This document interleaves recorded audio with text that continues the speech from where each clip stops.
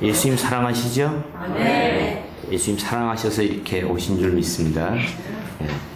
저는 원래 기독교 집안에서 태어난 사람이 아니고요. 불교 집안이면서 유교를 이제 섬기는 그런 아주 복잡한 집안에서 안동 김씨 이조말엽의 아주 유명한 가문 중에 하나인 사람으로 태어났습니다. 저희 증조부를 말씀을 드리면 고균 김옥자준자가 저희 증조부고요. 그분이 갑신정변을 1800 몇 년인가 일으켰다가 3.1천하를 실패하셔가지고 일본으로 망명을 갔습니다.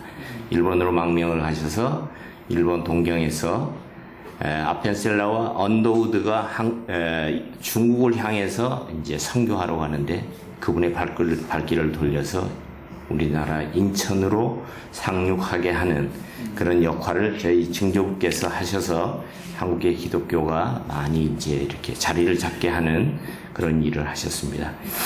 감리교 선교국에서 저한테 와서 그러면 증조부께서 예수를 믿었겠습니까? 이렇게 물어보더라고요. 그래서 내가 어떻게 하냐고. 그분은 정치인이었기 때문에 정치적으로 그분이 인도를 하셨을 겁니다. 그러나 참 하나님의 섭리가 있으셔서 저희 바로 밑에 동생이 대왕고등학교 나왔는데 지금 감리교 목사로 있어요. 그러니까 아펜셀라를 이 땅에 오게 하시면서 또 그 이대 아래에 감리교 목사를 만들 수 있게 하신 그 하나님 참 오묘한 섭리가 있어서 그냥 말씀을 드리는 겁니다. 제가 자랑하는 게 아니고 그래서 저는 예수를 안 믿었기 때문에 저희 집사람하고 이대 메이데이 파트너로 제가 소개를 받아서 이대 축제에 참석하고 한 1년간 교제를 했어요. 서로 이제 잘 1년간 교제하면서 결혼을 할 수 있을까 했는데 집사람이 안 된다는 거예요. 예수를 안 믿기 때문에 나는 결혼할 수 없다. 그래가지고 1년 만에 헤어졌습니다. 헤어져가지고 그때 이제 저희 집사람이 요새 간증을 할 때 그런 얘기를 해요. 딱 한 번 기도했대요. 저 가정도 구원을 받게 해주세요라고 한 번 기도했는데 3년 만에 저희 이제 선친이 자발적으로 교회를 가셨어요. 저희 어머니하고 그래가지고 한 1년 2개월 정도 예수를 믿으시다가 하나님 품으로 가셨습니다. 근데 저희 선친이 연세대학을 나오셔서 연세의대를 나오셔가지고 나환자 봉사를 평생 하셨어요. 평생 하시다가 마지막에 이제 경제적으로 오남매가 컸는데 경제적으로 어려워서 개업을 좀 하셨다가 좀 무리하시는 바람에 이제 강경화로 마지막에 소천하시면서 이제 교회를 가셨기 때문에 자연적 장례식이 이제 교회식으로 되면서 저희 자녀들이 교회를 가게 됐고 저희 동생이 그때 감리교 전도사로 있었기 때문에 자연적으로 이제 온 가족이 예수를 믿는 가정으로 이렇게 됐습니다. 그래서 3년 후에 저희 집사람을 이제 저하고 가장 친한 친구 누님이 같은 학교에 다녔대요. 근데 3년을 다니면서도 몰랐대요. 근데 어떻게 얘기하는데 나 저를 아냐고 그러더래요. 그래서 안다고. 그래가지고서 이제 그분이 다시 이제 얘기를 하는데 그분 시집 갔을 거라고 저는 그랬죠. 근데 그때까지 시집을 안 갔더라고요. 그래서 다시 만나게 돼서 제가 그때 이제 학습을 받고 이제 결혼을 하게 됐습니다. 근데 교회는 다니는데 그렇잖아요. 교회는 따라다녀요. 왜? 교회 다니기로 하고 결혼을 했으니까. 결혼도 아주 충영교회 아주 참 유명하신 김창희 목사님 주례로 충영교회에서 결혼식을 아주 했기 때문에 교회는 열심히 다니는데 잘 모르잖아요. 솔직하게. 잘 알아요? 교회 그냥 오면 다 알게 되나요? 전혀 모르잖아요. 그냥 끌려만 다니는 거예요. 왔다 갔다. 그걸 몇 년을 했어요. 하면서 성경을 봐도 제가 의학서적 이런 거는 보면은 그냥 바로 해석이 되고, 아, 이건 이렇게 해서 이렇게 되는데, 성경은 아무리 읽어봐도 성경을 봐야, 맨 거짓말만 써 있는 것 같고, 그렇잖아요. 12의 혈류병을 앓던 사람이 예수님 옷자락을 잡았는데 나았더라. 과학적으로 증명할 수 있어요? 저는 의학도기 때문에 과학자예요. 그걸 증명하려니 증명이 안 되잖아요. 그래서 기도를 했어요. 하나님, 이걸 어떻게 알 수 있는 방법이 없냐고. 이해할 수는 있어야 성경이 보여지면 성경이 내 것이 될 텐데 봐야 맨 거짓말이니까. 그렇잖아요. 어떻게 중풍병자를 들고 왔는데 예수님이 내 죄를 사하노라 그랬는데 벌떡 일어나서 들 것을 들고 간. 이게 도대체 이해가 안 가는 거죠. 우리는 배운 게 내과적인 치료와 외과적인 치료 이거 외에는 배운 게 없기 때문에 의사지만 전혀 동의할 수가 없었어요. 근데 어느 날 하루는 혼수 상태의 환자가 저희 병원에 들어옵니다. 근데 그분이 상당히 가까운 사람이었어요. 저희 병원 제가 개업할 때 간판업을 하는 사람이라 간판을 해줬었는데 혼수 상태에 들어오는 거예요. 마산의 큰 병원에 몇 번 돌아다니다가 이제 혼수 상태에서 깨질 않으니까 이제 저희 병원에 데리고 왔어요. 근데 묘하게 제가 진단을 하고 입원을 시키게 됐습니다. 이제 치료비 다 내기로 각서도 따로 받고, 근데 그 집에 돈이 별로 없어요. 그 대신 절대 굿이나 어떤 것도 이 병원에서는 하면 안 되고, 이 병원에서는 기도만 해야 된다. 그러고서 이제 그 부인이 오케이를 했어요. 그래서 그 다음날부터 새벽 기도를 저희 집사람이 데리고 나가기 시작했어요. 그리고 많은 목사님들이나 또는 이제 예수 믿는 분들이 와서 그분을 위해서 많이 기도를 해줬고, 제가 데리고 있던 직원 중에 이제 간호조무사 한 명이 믿음이 있던 아이가 있어서 걔가 계속 기도하면서 치료하기 시작했습니다. 근데 묘하게 제가 이제 성경책을 하나 턱 던져줬어요. 성경책을 툭 던져줬는데 그 부인이 매일 뭐를 읽어줬냐면 성경책 첫 페이지 딱 피면 주기도문이 있잖아요. 주기도문을 계속 그분한테 읽어준 거예요. 그거를 하루가 아니고 15일을 계속 했어요. 근데 제가 이제 진단을 했는데, 그 병이 무슨 병이냐면 결핵성 뇌막염이에요. 45살 환자인데, 그때 내과 책에는 성인의 결핵성 뇌막염은 100% 사망하는 걸로 돼 있었습니다. 그래서 제가 이제 서울에 제가 성모병원 출신이니까 가톨릭 대학에 거기 이제 내과 저희 친구들하고 상의를 하면 뭐라 그러냐, 야, 그 시체를 끌어안고 무슨 뭐 장난치냐 이러는 거예요. 근데 왜 분명히 하나님이 무슨 뜻이 있어서 이 사람이 우리 병원에 오도록 만들었을 텐데, 그래서 이제 막 기도하기 시작하는데 15일 만에 주일날 새벽 6시에 이 환자가 눈을 딱 뜨는 거예요. 그 집안에는 아무도 교회를 나가본 적이 없는 사람이고, 이 환자도 마찬가지고, 어머니는 그 보살오리 씨라 그래가지고 그 중복 입고 다니는 분이 있죠. 그런 분이었었어요. 근데 그 어머니가 지켜보는데 이분이 눈을 탁 뜨면서, 어머니, 내가 예수님의 손을 잡았어요 하는 말이 깨면서 처음 한 말이. 그러면서 이제 혼 상태에서 깨어나기 시작해서 이제 나중에 이제 쭉 물어봤어요. 물어봤더니 자기가 그 혼상대 때 어느 분의 손에 이끌려서 어디를 몇 군데를 이렇게 다녔대요. 첫 번에 데리고 간 데가 큰 웅덩이가 있는데 막 뱀에 물리고 고통을 당하고 그 신음소리가 대단한데 가만히 보니까요, 자기 아버지가 거기 딱 계시는 거예요. 그리고 그 옆에를 보니까 자기 작은아버지가 거기 또 계시더래요. 그래서 이제 이 사람이 술을 워낙 좋아하던 사람이라 술을 10병 먹고 1병 먹었다고 거짓말해도 여기 옵니까? 이렇게 이제 같이 가는 분한테, 그분이 예수님이었던 것 같아요. 예수님이 그랬더니 아무 말씀도 안 하시더래요. 그 다음에 데리고 가는데 좌우에 꽃이 피어 있는데 우리나라 말로 표현을 못 하겠더래요. 얼마나 아름다운지. 길은 잔디로 되어 있는데 정말 그 길을 통과해서 보는데 크리스탈로 집이 지어져 있는데 거기서 막 황금빛이 비치는데 눈을 뜰 수가 없더래요. 그래서 그 이제 크리스탈 집으로 들어가서 이제 보니까 이제 한 분이 자기를 이제 보고 있고, 한 분은 이쪽에서 가만히 움직이지 않고 계시고, 한 분은 자기를 데리고 다니시던 분이더래요. 근데 그 앉아 계셨던 분이 일어나더니 머리서부터 발끝까지 쭉 이제 기도를 해주시면서 너희 가족이 기다리니까 내려가라. 근데 가서 꼭 전해라. 내가 곧 다시 갈 것이다. 라고 전하라고 이제. 그래서 언젠가 예수 믿는 사람이 예수님이 다시 오신다는 말을 들은 적이 있어서 거기서 자기가 하나님 그러고서 이제 쓰러졌는데 그 순간에 이제 지상에서 눈을 뜬 거예요.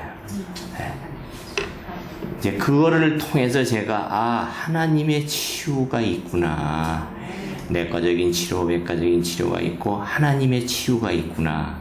그래서 동생 목사한테 이제 하나님의 치유에 대한 책을 나한테 좀 나와 있는 게 있으면 다 좀 사서 나한테 보내라. 그래가지고 그때부터 이제 디바인 힐링에 대해서 하나님의 치료에 대해서 제가 이제 연구하기를 시작했어요.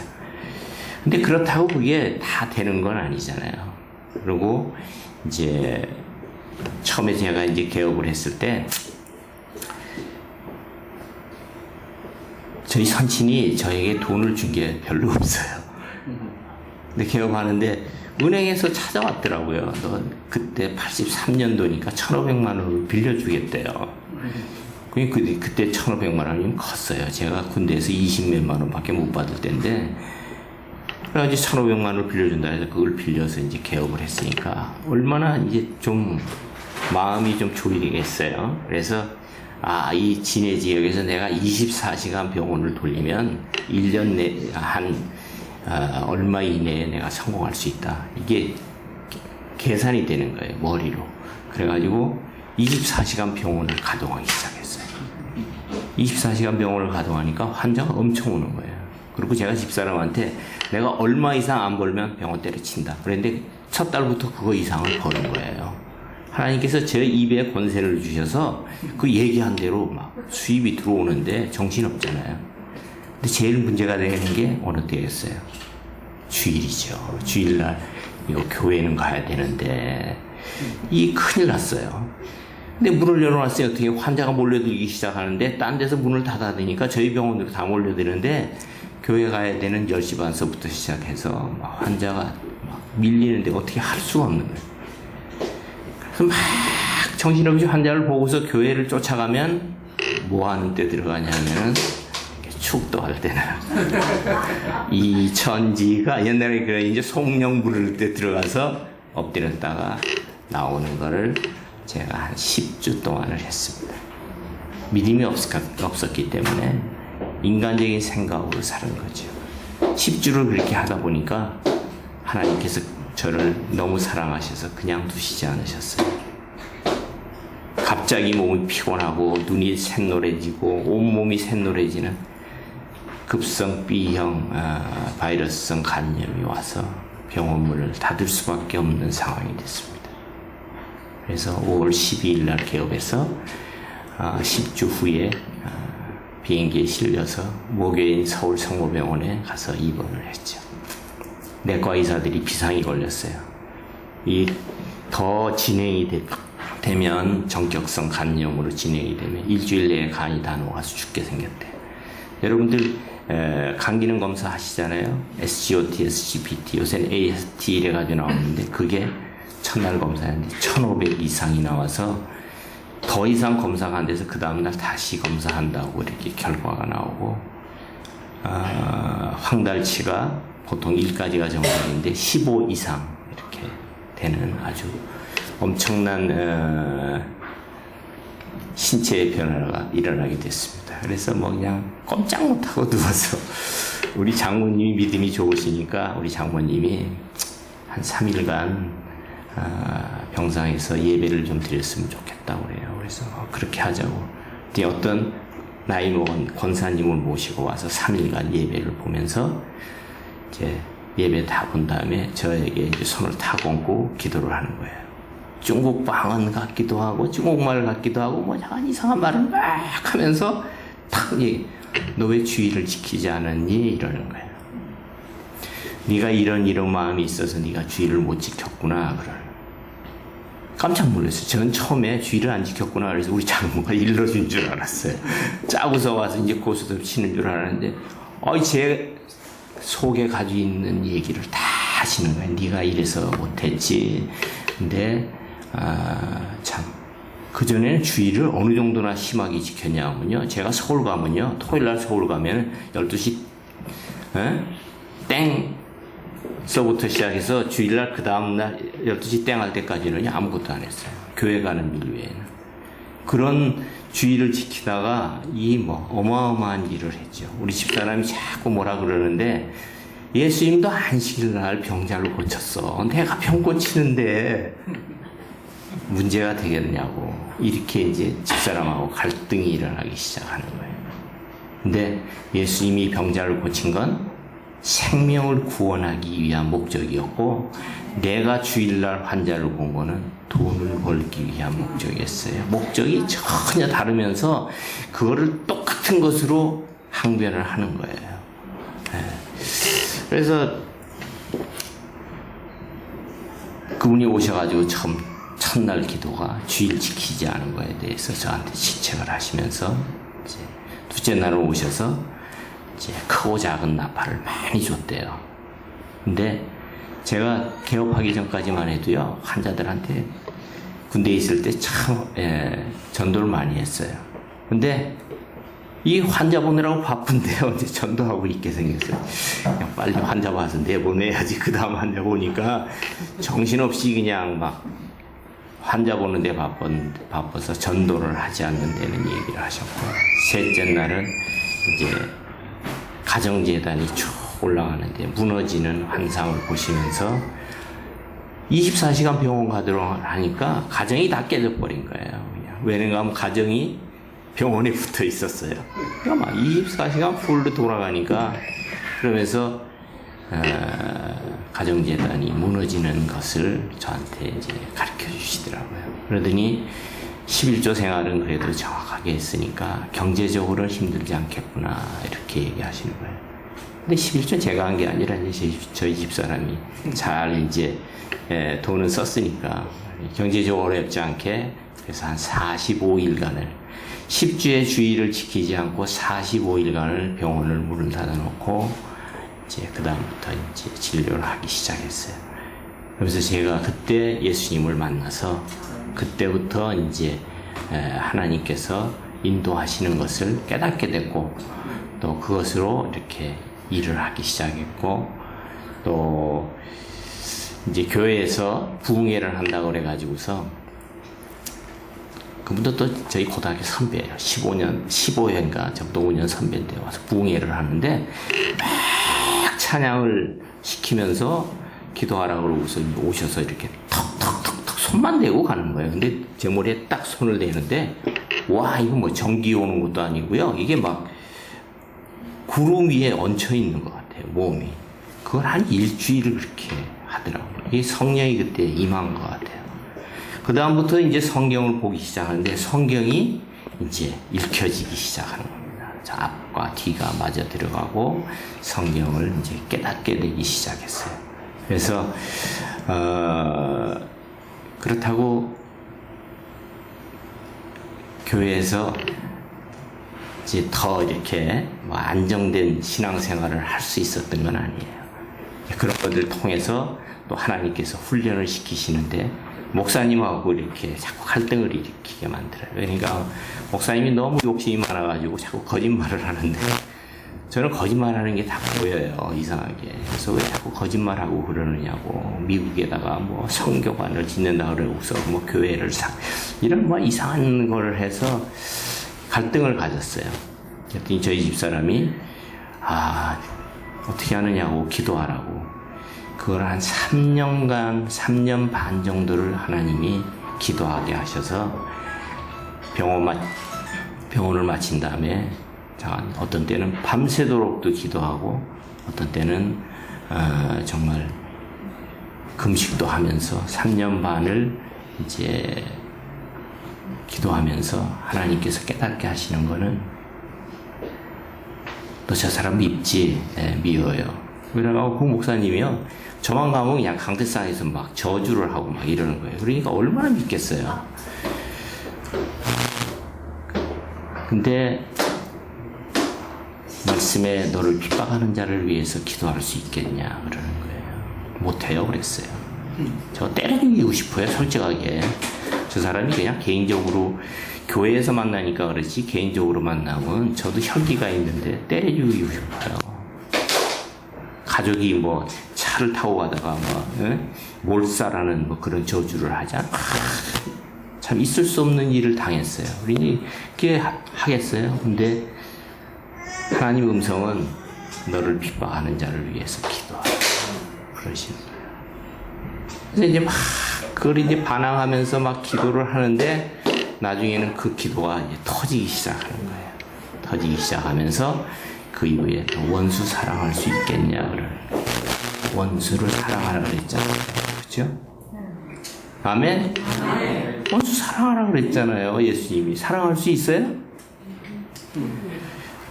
그 쉽지 않아요. 제일 어려운 게 원수 사랑하는 것 같아요. 어떻게 원수를 사랑해요? 원수 그냥 때려 죽이고 싶죠. 근데 하나님이 그런 마음을 주시면서 그 영혼도 내가 불쌍히 여긴다는 거예요. 그 영혼도 불쌍히 여긴다. 그래서 거기에서 제가 그냥 깨져 넘어지기 시작하면서 나를 핍박하는 자를 위해서 기도하며 정말 원수까지도 사랑해야 되는 그 예수님의 사랑을 그때 이제 깨닫는 시간을 이제 갖게 됐습니다. 그러면서 그때부터 하나님께서 길을 열어주시는데 1993년부터 방글라데시를 시작해서 단기의료 선교를 보내는 거예요. 하나님께서. 그래서 이제 첫 해는 거기 갔고 둘째 해는 여기 의용범 원장님하고 같이 르완다 남미리에서 저 자일의 고모에 가서 한 3주 정도 봉사하고 왔고, 그 다음에 이제 방글라데시 2차 선교를 가려고 그러는데 딱 일주일에서 한 5일 전에 비행기를 표를 사야지 그 표가 예약이 종결이 안 돼요. 그래서 티켓팅을 하라고 계속 연락이 오는데 갑자기 눈병이 왔어요, 제가. 그것도 12월 달인데 급성 유행성 결막염이 온 거예요. 아폴로병이라고 그러잖아요. 근데 눈이 뜰 수가 없잖아요. 모래알 뿌려놓은 거 같잖아요. 그래서 안과 갔더니 한 3주 걸리겠네요. 못 가실 것 같은데요. 그러는 거예요. 저희 집사람이 그때는 이제 서울에 있었어요. 애기들 키운다고. 서울에 있어서 딱 주말 부부를 할 텐데 그 상황을 이제 얘기를 했어요. 그랬더니 여보, 기도하면 되지. 뭘 그거 가지고 그러느냐고 내일 비행기표 사겠대요. 그래서 그날 밤에 이제 병원을 끝내고서 이제 기도하기 시작했습니다. 기도하기 시작하는데 오늘 읽은 이 말씀을 하나님께서 주시는 거예요. 너 마가복음 16장 14절서부터 읽어봐. 그래서 14절을 읽는데 예수님께서 제자들에게 11제자에게 나타나셔서 뭐를 꾸중하세요? 믿음 없는 것과 마음이 완악한 것을 꾸중하시는 거예요. 예수님이 분명 내가 죽어서 부활할 거라고 3번이나 얘기하셨는데 예수님이 부활했다는 소식을 듣고서 제자들이 믿질 않는 거예요. 그래서 이 교회는 믿음찬 교회니까 이분들 여기 계시는 분들은 다 믿을 거예요. 그렇죠? 네. 아멘. 근데 제자들은 못 믿었어요. 근데 제가 그 모습이에요.